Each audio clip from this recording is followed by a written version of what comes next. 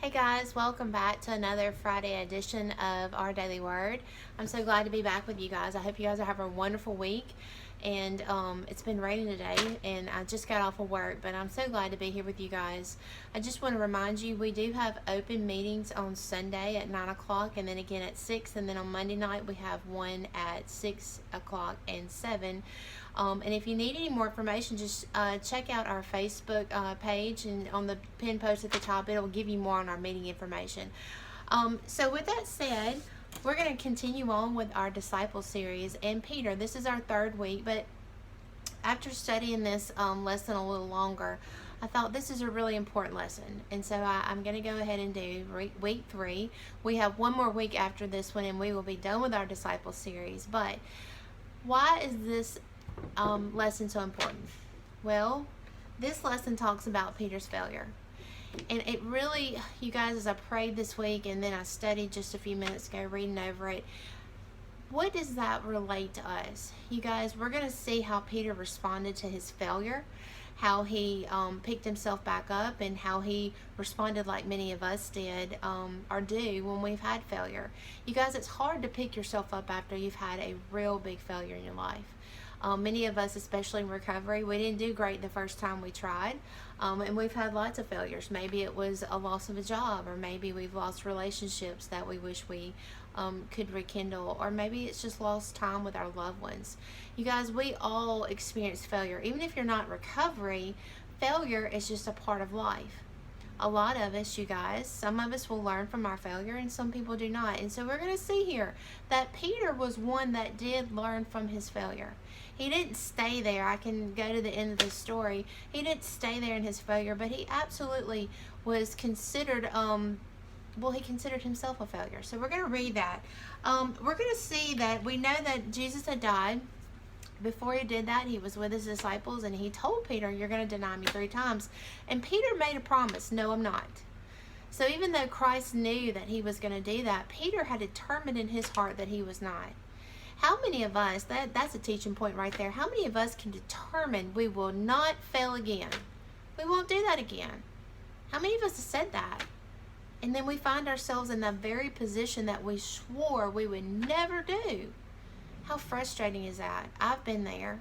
It's frustrating when you make a promise to yourself and to somebody else, and then you just don't uphold that. You guys, when we say that to another person, the guilt and the shame that come with that, Peter experienced that. We know that. Peter was just like you and I. So we know that he did that, and we're going to read a little bit about that. Not only did he did that, he kind of acted dumb when they came to approach him. But I wanted to read in Mark 14, it says, "Now as Peter below in the courtyard, one of the servant girls of the high priest came. And when she saw Peter warming himself, she looked at him and said, 'You also were with Jesus of Nazareth.' But he denied it, saying, 'I neither know you nor understand what you are saying.' And he went out to the porch, and the rooster crowed. And the servant girl saw him again, and began to say to those who stood by, 'This is one of them.' But he denied it again. And a little later, those who stood by said to Peter again, 'Surely you are one of them, for you are Galilean, and your speech shows it.' Then he began to curse and swear, 'I do not know this man of whom you speak.' A second time the rooster crowed, and then Peter called to mind the word that Jesus had said to him, 'Before the rooster crows twice, you will deny me 3 times.' And when he thought about it, he wept." He knew that he had failed immediately.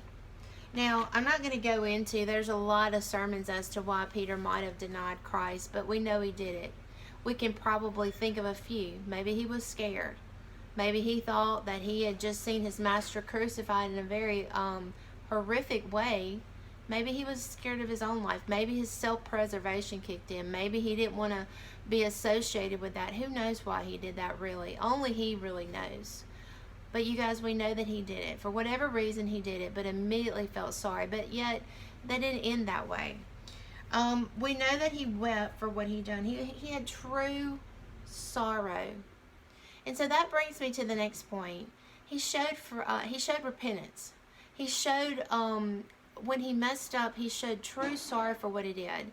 And this is where we know that after Christ had died and was risen and looked for Peter, specifically looked for Peter, we know that this is where grace and mercy were given to Peter, forgiveness. You guys, forgiveness is a hard topic. I know that God has had to deal with me the last 5 months of my life about forgiveness, and I believe that at some point in one of these I'm going to broach that subject, but it is not easy. Forgiveness for the things that have been done to us are hard, but this is what I'm learning about myself. Forgiving myself is even harder. And we see that with Peter. It was not easy for him. Even though he had walked with Christ and he knew that he was merciful, he still struggled. He struggled with that. But we know that he was forgiven, and we also see that forgiveness follows failure.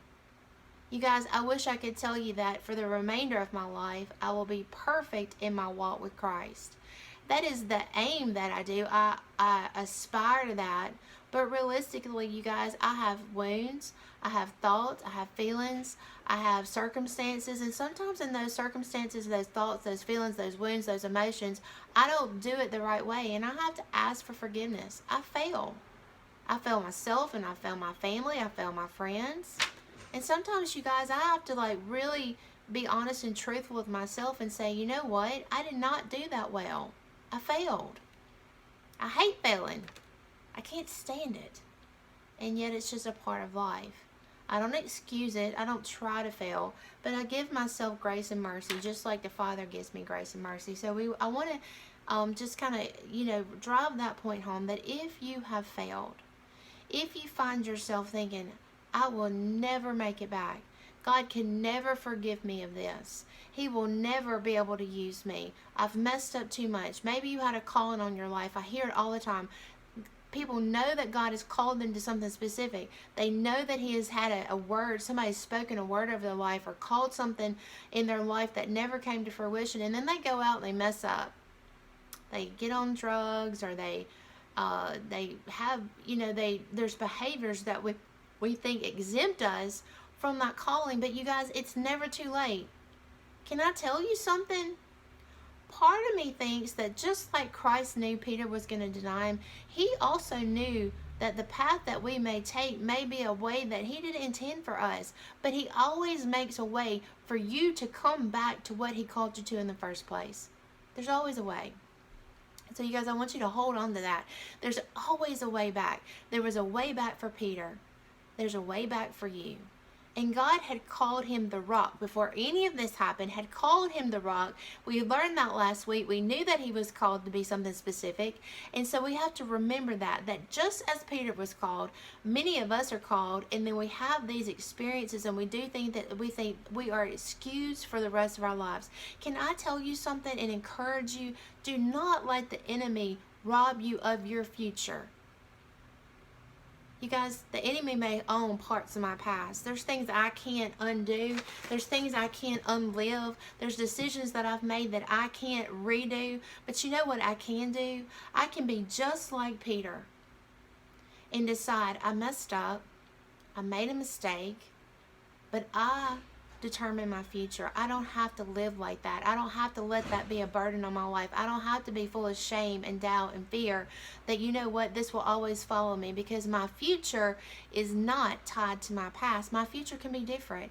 And you guys, that's what we preach here at the River. That's what the hope is.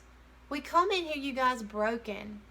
Just like Peter, he wept. I believe that Peter was a broken man after he denied Christ. I think he felt bad. But just like Peter, we move forward when God calls us back, and that's what happens. We have to understand that failure is never final. It's never final. It's just a moment in time. I wrote something not too long ago, and I said, do not judge me by a part of my story or by a period of time. Because literally it's a part, just a small part of what my entire story is. And you guys, we have to remember that in our moment of failure, that it is not our entire story. It is not the end of a book. It's just a period on a sentence. And God turns the page and starts another chapter that can be completely different, just like He did with Peter. But He knows that. He calls you all the same. So you guys, I hope you guys have enjoyed Peter. There's so much to learn from him. But the last thing that we want to talk about is that failure is never final. So wherever you find yourself, whatever you're struggling with, whatever you feel like, you know what, that's exempt me from my calling from the kingdom of God, I want to challenge you today to remember that one of his chosen disciples, one of his favorite disciples, had found himself in that position. And you know what God said? Just come home. Just come home. He wanted him just like he was. And he changed him. And he set him on a new path for a new future. So, hope you guys are doing well. I will talk to you next week. Bye.